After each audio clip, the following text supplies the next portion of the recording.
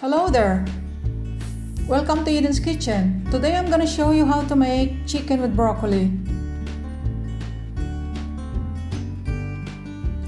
You can find the proper measurement down below after finishing this video.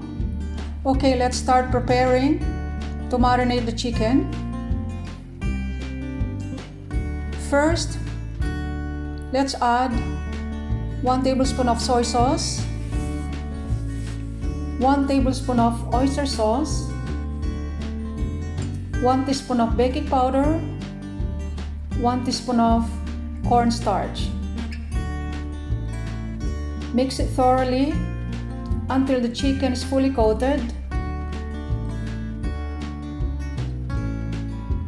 and set aside for at least 3 minutes. Let's prepare the sauce. These are the ingredients you will need for the sauce.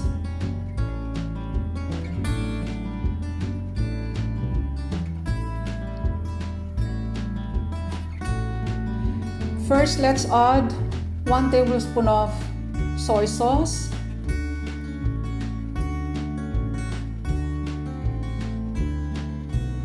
1 tablespoon of oyster sauce,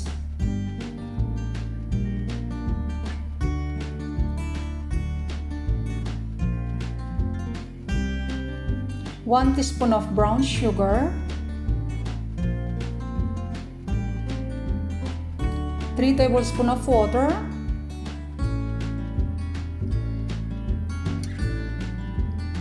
and finally 1 teaspoon of cornstarch. Mix it well and set aside. We have also chopped ginger and garlic to saute the chicken. And also, don't forget to add 1 teaspoon of sesame oil. Okay, let's start cooking. First, let's add 1 tablespoon of oil. Add the ginger, the garlic,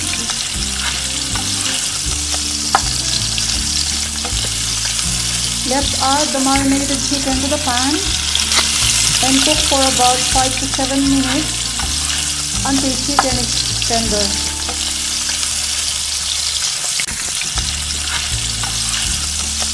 It's a very simple dish, easy to make,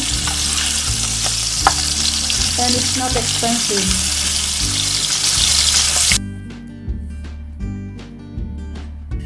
Now we have to add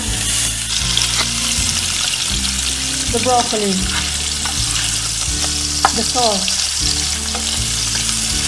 and cook it for about 40 seconds.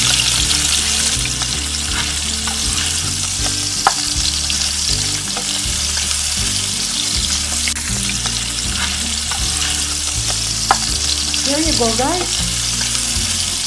It's done. Chicken with broccoli. Thank you very much for watching.